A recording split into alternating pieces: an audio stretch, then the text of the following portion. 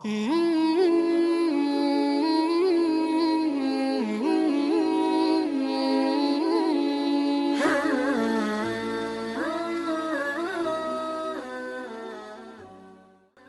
kesempatan sebelumnya kemarin saya pernah menjelaskan tentang rukun Islam kepada kalian semua. Kalian sudah tahu bagaimana orang Islam dan harus ngapain saja orang Islam atau apa saja yang perlu dilakukan oleh orang Islam. Dalam kesempatan kali ini saya akan menjelaskan tentang rukun iman. Iman secara bahasa itu adalah percaya. Pertama, percaya kepada Allah, percaya adanya Allah. Terus yang kedua, percaya kepada malaikatnya Allah, bahwa para malaikat itu ada. Yang ketiga, percaya kepada kitab-kitabnya Allah, sebagaimana yang telah kita pelajari bersama. Kitab-kitab Allah yang perlu kita ketahui, yang wajib kita ketahui, ada 4 kitab yang diturunkan oleh Allah kepada Nabi dan Rasulnya, yaitu kitab Taurat, Zabur, Injil, dan Al-Quran. Terus beriman kepada para utusannya Allah, para nabinya Allah, nabi dan rasul. Yang wajib kita ketahui ada 25 nabi dan rasul, mulai dari Nabi Adam sampai nabi terakhir Nabi Muhammad SAW. Yang kelima, percaya kepada hari akhir atau kiamat. Kita wajib percaya, kita wajib beriman bahwa suatu akhir kelak, di akhir zaman nanti, di hari terakhir, itu akan ada yang namanya kiamat. Kiamat kubro, kiamat besar. Artinya kiamat seluruh dunia akan mengalami kehancuran. Yang keenam, percaya dengan adanya qada dan qadarnya Allah, takdirnya Allah, mulai takdir yang jelek sampai takdir yang takdir yang baik sampai takdir yang jelek, itu minallah, dari Allah. Nah, saya akan bahas satu persatu di sini. Yang pertama tadi, kita harus percaya dengan adanya Allah. Percaya sudah, beriman sudah bahwa Allah itu ada. Apa cukup sampai di situ kita dikatakan orang yang beriman? Tidak. Akan tetapi orang yang dikatakan beriman kepada Allah, yang pertama adalah percaya, betul-betul percaya bahwa Allah itu ada, Allah itu satu, dan hanya Allah lah tempat kita meminta, memohon, dan meminta perlindungan dari segala hal. Itu adalah Allah. Tidak ada Tuhan selain Allah. Di dalam Al-Quran surat Al-Ikhlas, Qul huwallahu ahad, katakanlah wahai Muhammad, Tuhan itu satu. Nah, jadi tidak ada Tuhan dua, tidak ada Tuhan tiga, tidak ada. Allah itu satu. Tapi misalkan kalian bertanya kepada saya, bagaimana caranya membuktikan kalau Allah itu satu, sedangkan Allah tidak kelihatan, tidak kasat mata? Nah, sekarang saya mau tanya kepada kalian, kalian tuh kan percaya tidak kalau bumi ini bulat, bundar, dan berputar?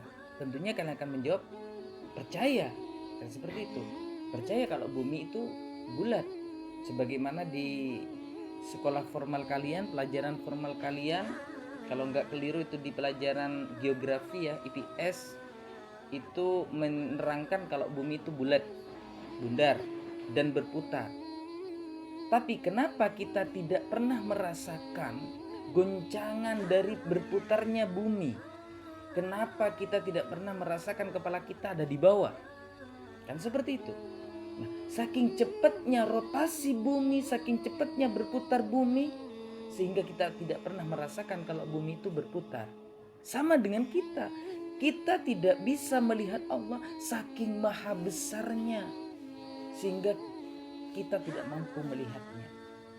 Seperti itu. Bayangkan, bumi yang besar seperti ini Allah yang membuat.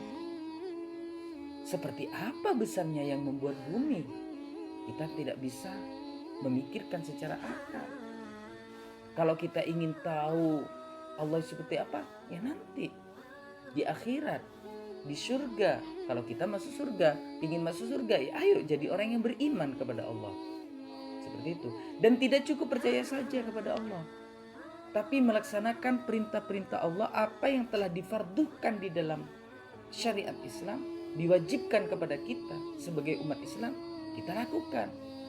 Apa yang sudah disunnahkan oleh Rasulullah, kita lakukan. Dan apa yang telah dilarang oleh Allah dan Rasulnya, jangan kita lakukan. Baru bisa dikatakan kalau kita beriman.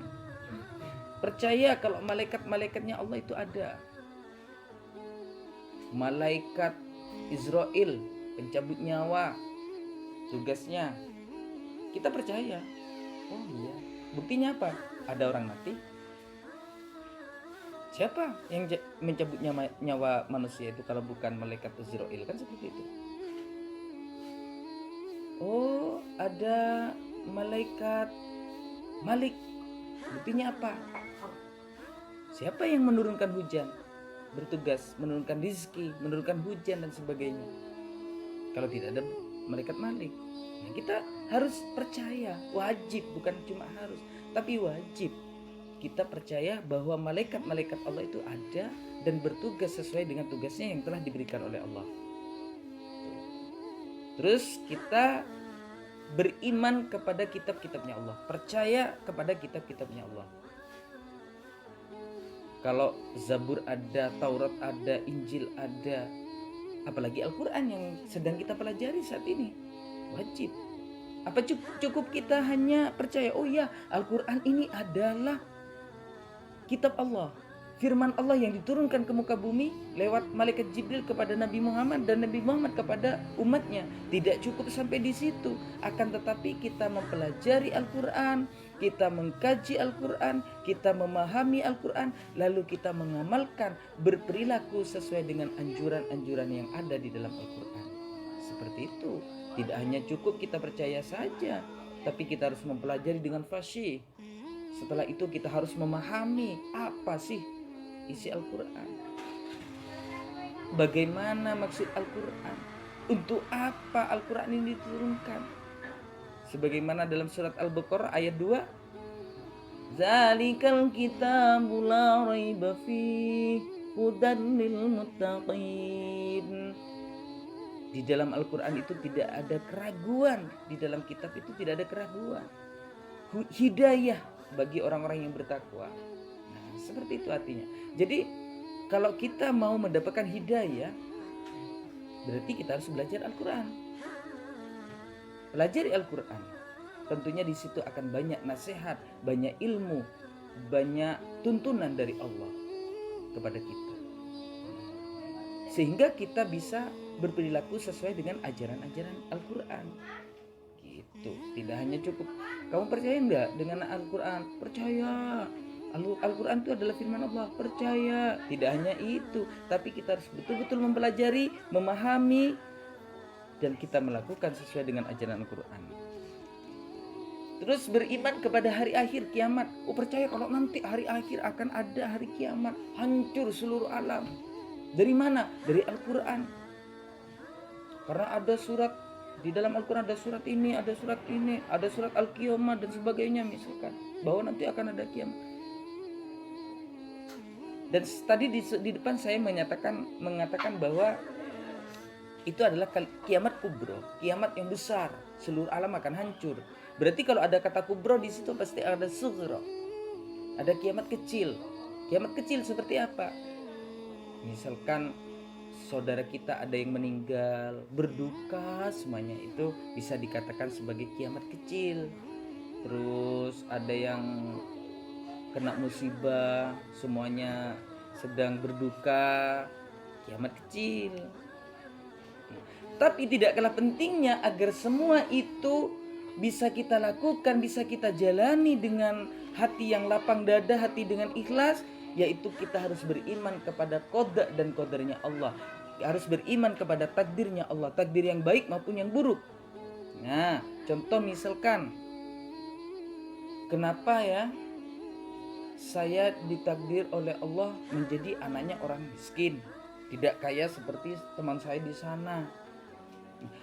Orang tua kalian yang saat ini dari segi ekonomi itu miskin misalkan, itu memang takdir dari Allah. Dan teman kalian itu kaya di sana, itu takdir dari Allah. Semuanya itu dari Allah. Gitu. Dan itu bukan merupakan sesuatu yang perlu dibangga-banggakan. Bangga jadi orang kaya, bangga jadi orang miskin. Tidak. Akan tetapi sesuai dengan firman Allah di dalam Al-Quran, setiap jiwa itu akan mengalami mati. Setiap yang bernafas itu akan mengalami mati. Namun sebelumnya akan diuji dengan kebaikan dan keburukan. Kalian diuji sekarang oleh Allah dengan kebaikan.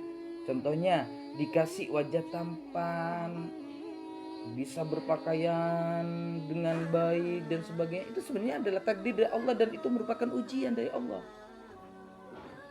Kenapa saya bilang seperti itu? Kadang yang tampan mencaci yang jelek, berarti tidak lulus dengan ujian ketampanannya. Yang jelek pun juga demikian, mengeluh, menyesal. Allah tidak adil, kenapa saya jelek? Dia tampan. Dia sudah tidak berhasil dengan ujian, dikasih rupa yang jelek. Nah, biar kita lapang dada, sebagaimana yang saya katakan di depan tadi, kita menghadapi hidup ini biar ikhlas dan lapang dada, kembalikan segala sesuatu yang terjadi ini adalah takdir dari Allah. Maka dari itu kita harus beriman dengan yang namanya qudrat, ya, dengan takdir Allah, qada dan qadarnya Allah. Semua yang terjadi di muka bumi ini adalah takdir dari Allah.